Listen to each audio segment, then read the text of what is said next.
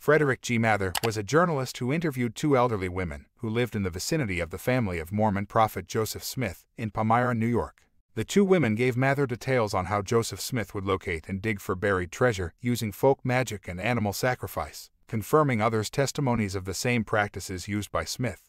Mather prefaced his article saying, "On a scorching day in July, I visited Susquehanna to obtain an authentic narrative from several parties who were eyewitnesses of the events which they related.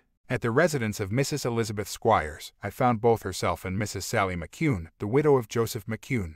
Mrs. Squires is considerably over 70, and Mrs. McCune is about 80 years of age. Both these ladies lived in the neighborhood at the time of the Smith manifestations." The statement given above with regard to the digging for treasure is that of Mrs. McCune, supplemented by Mrs. Squires. Jacob J. Skinner, the present owner of the farm, was about 16 years old at the time of the search. For a number of years, he has been engaged in filling the holes with stone to protect his cattle, but the boys still use the northeast hole as a swimming pond in the summer. Mather's article was printed in Lippincott's magazine, August 1880. It read, "When peeking, he kneeled and buried his face in his white stovepipe hat, within which was the peak stone. He declared it to be so much like looking into the water that the deflection of flight sometimes took him out of his course."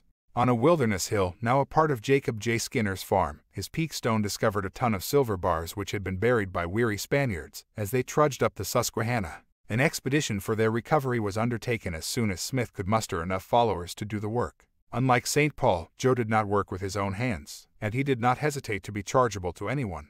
Several round excavations were made on the crown of a hill, the largest of which was about 35 feet in diameter, and of about the same depth. The water was drained toward the south, and a shanty covered the hole from the eyes of the scoffers and the profane. The diggers had proceeded with great labor and were just ready to grasp the silver when the charm moved it 300 feet to the northeast. Joe tracked it with his peak stone to its hiding place. It was not so far under the surface this time, only about 20 feet, and the faithful again worked with a will.